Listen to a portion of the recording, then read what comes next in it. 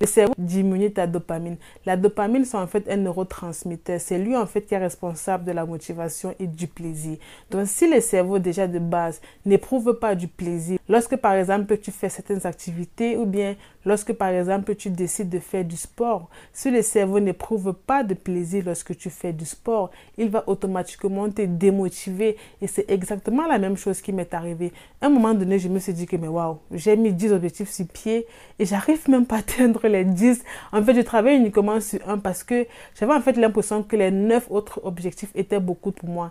Et c'est comme ça en fait que le cerveau, ou bien c'est comme ça en fait que mon cerveau, autant pour moi, m'a démotivé parce qu'il a considéré en fait que les 9 autres tâches sur lesquelles j'étais censée travailler étaient beaucoup trop ennuyeuses, ou bien étaient beaucoup trop agaçantes pour moi, ou bien me demandaient beaucoup trop d'énergie, ou bien me stressaient, ou bien m'empêchant en fait de suivre les routines, ou bien ma routine quotidienne que j'avais. Et lorsque le cerveau se trouve dans une zone d'inconfort, il essaye de te protéger, il essaye de t'éloigner en fait de tout ce qui peut te stresser, de tout ce qui peut te frustrer, ou bien de tout ce qui peut te rendre anxieuse. Et du coup, dans cette vidéo, je vais vous donner les différentes étapes que par la suite j'ai mis sur pied, qui m'ont permis d'atteindre certains objectifs. Et j'espère en fait que ces conseils-là vont aussi vous aider à votre tour d'atteindre aussi vos objectifs. La première idée consiste à pratiquer l'auto-réflexion et à définir clairement vos objectifs.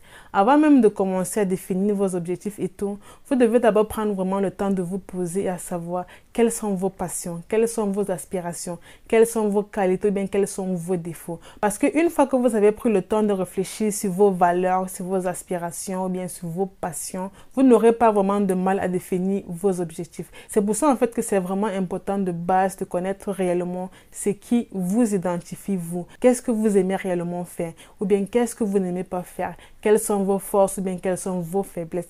Une fois que vous connaissez vos forces, vos faiblesses, vos valeurs, vos principes de vie et tout ce qui s'ensuit, vous n'aurez pas vraiment autant de mal à pouvoir atteindre vos objectifs ou bien vous n'aurez pas vraiment autant de mal à pouvoir définir les bons objectifs pour pouvoir vraiment changer de vie ou bien pour pouvoir vraiment devenir la meilleure version de vous-même. Vous devez maintenant prendre le temps de réfléchir sur les domaines de votre vie que vous souhaitez réellement améliorer. Est-ce que vous souhaitez améliorer votre santé, votre carrière? Est-ce que vous voulez être une personne beaucoup plus créative, une personne qui a vraiment confiance en elle, qui a une estime de soi, une personne qui se respecte? Donc vous devez vraiment prendre le temps de définir quels sont les domaines de votre vie que vous voulez améliorer. Si par exemple vous ressentez ou bien vous avez l'impression que vous êtes une personne moins confiante, vous pouvez par exemple décider de mettre un plan d'action sur pied afin de devenir cette personne confiante-là. Si vous êtes par exemple une personne qui n'accorde vraiment aucune importance à sa santé ou bien à sa créativité ou bien une personne qui est toujours dans sa zone de confort, vous pouvez mettre un plan d'action sur pied pour pouvoir vivre une vie heureuse dans le sens où vous allez améliorer votre santé, vous allez apprendre à sortir de votre zone de confort, vous allez apprendre à faire face à la peur, à l'anxiété, au stress et tout ce qui s'ensuit. Et de cette façon-là, vous allez facilement vous améliorer. Donc déjà de base, vous devez définir vos passions, vos valeurs, vos principes de vie. Ensuite, vous devez définir les différents domaines de votre vie dans lesquels vous souhaitez vous améliorer. Et juste après ça, vous devez maintenant mettre sur pied des objectifs qui sont non seulement spécifiques, mais aussi mesurables dans le but de vous améliorer dans les différents domaines de votre vie. Donc si par exemple, vous avez décidé de prendre soin de votre santé, vous devez donc mettre un plan d'action sur pied ou bien définir des objectifs qui sont vraiment clairs et précis, qui vont vous permettre de prendre soin de votre santé. Est-ce que cela implique par exemple le fait de consommer moins de sucre, ou bien de pratiquer beaucoup plus de sport, ou bien de suivre un régime, ou bien d'essayer de manger à des heures régulières? Donc vous devez vraiment mettre sur pied des objectifs qui vont vous permettre d'atteindre rapidement vos objectifs. Si par exemple vous voulez sortir de votre zone de confort, vous voulez apprendre à vous respecter vous, à avoir une estime de vous, à avoir confiance en vous, à croire en vous, vous devez aussi mettre des actions sur pied comme par exemple apprendre à parler en public, apprendre à prendre la parole en public. Question en fait d'augmenter l'estime de vous. Si par exemple vous décidez de sortir de votre zone de confort, vous pouvez par exemple décider à commencer à prendre la parole en public. Si vous êtes une personne qui a toujours eu du mal à prendre la parole en public, cela va non seulement vous permettre de gérer votre stress, mais aussi augmenter votre confiance en vous, augmenter votre estime de vous. Parce qu'une fois que vous prenez la parole en public, vous êtes déjà de base dans un état de stress. Et cet état de stress-là vous aide au fur et à mesure que vous pratiquez, ou bien au fur et à mesure que vous prenez la parole en public, à vous sentir finalement à l'aise, à ne plus avoir peur de ce que les autres vont penser de vous, ou bien de ce que les autres vont dire de vous. Donc, vous devez vraiment prendre le temps de définir des objectifs qui sont clairs, précis et concis dans le but de vous améliorer dans les différents domaines de votre vie que vous avez choisis.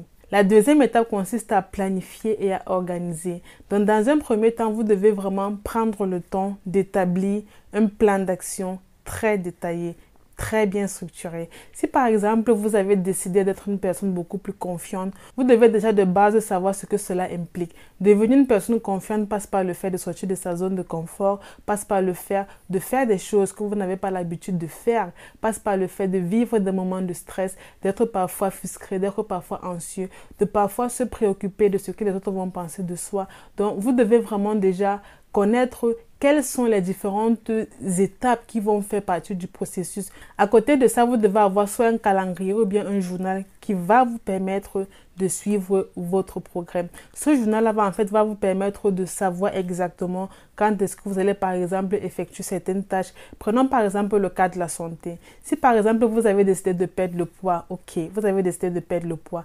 Est-ce que vous avez par exemple besoin de suivre un régime? Si oui, quels sont les différents aliments que vous allez utiliser pour pouvoir suivre ce régime-là? Ou bien si par exemple vous avez plutôt décidé de faire du sport, combien de fois par semaine allez-vous faire du sport ou bien pendant combien d'heures allez-vous faire du sport? Est-ce que vous préférez plutôt faire 2 séances à raison de 1 heure la séance par semaine, ou bien préférez-vous faire par exemple 45 minutes de sport chaque jour? Donc déjà de base, vous devez vraiment essayer de planifier tout dans le moindre détail. Et soit le calendrier, soit le journal vous permettra vraiment de suivre votre progrès dans le sens où vous allez vraiment identifier réellement ce qui passe avec vous. Par exemple, si vous voulez perdre du poids, il y a des personnes en fait qui sont beaucoup plus aptes à la marche, d'autres préfèrent par exemple faire du vélo, d'autres préfèrent par exemple faire la natation, d'autres par exemple préfèrent faire le sport en salle ou bien d'autres préfèrent aussi faire le sport à la maison. Donc vous devez vraiment identifier quel type passe avec vous. Ce n'est pas parce que l'un de vos amis ou bien l'une de vos connaissances a perdu du poids en faisant de la natation que vous allez automatiquement utiliser le même style pour pouvoir aussi perdre du poids. Non, vous devez déjà de base identifier ce qui passe avec vous. Si vous aimez plutôt marcher, pratiquez la marche. Si vous voulez plutôt opter pour un régime, optez pour un régime. Mais la chose à laquelle vous devez vraiment faire attention, c'est d'assurer de choisir un modèle qui passe vraiment avec vous, qui vous identifie vous, de telle sorte que même le jour où vous n'êtes pas motivé, même le jour où vous ne voulez pas travailler, même le jour où vous ne voulez fournir aucun effort, le simple fait de vous rappeler que waouh, j'aime bien marcher ou bien j'aime bien faire la natation ou bien j'aime bien faire le régime, va vous motiver automatiquement à pouvoir travailler, va automatiquement vous motiver à pouvoir améliorer ces différents domaines de votre vie que vous voulez réellement améliorer. Et c'est vraiment ça qui compte le plus.